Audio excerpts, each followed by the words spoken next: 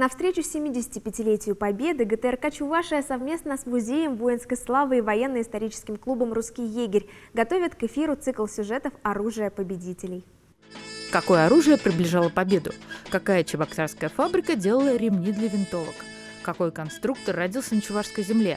Мы ответим на эти вопросы в новом цикле сюжетов «Оружие победителей», посвященном стрелковому вооружению рабоче-крестьянской Красной Армии. В фондах Чувашского национального музея имеются макеты оружия, которые экспонируются в двух наших музеях. Это музей воинской славы Чувашской республики и музей имени Василия Ивановича Чапаева. Погрузиться в атмосферу сурового и грозного времени ведущему и эксперту цикла Денису Ситрайкину, реконструктору и руководителю клуба «Русский егерь» поможет военная форма. Наш клуб достаточно активно принимает участие в различных военно-исторических фестивалях, посвященных периоду Великой Отечественной войны. Также нас достаточно часто приглашают кинематографисты для консультаций и для съемок различных батальных сцен.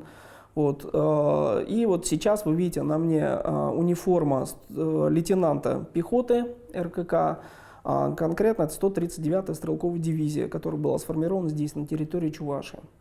Один секрет раскроем сейчас.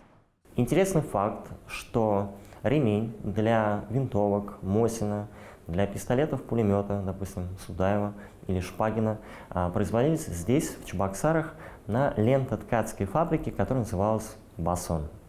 Первый сюжет цикла «Оружие победителей» о винтовке с плаката «Родина мать зовет» выйдет в эфир в следующий четверг, 26 марта.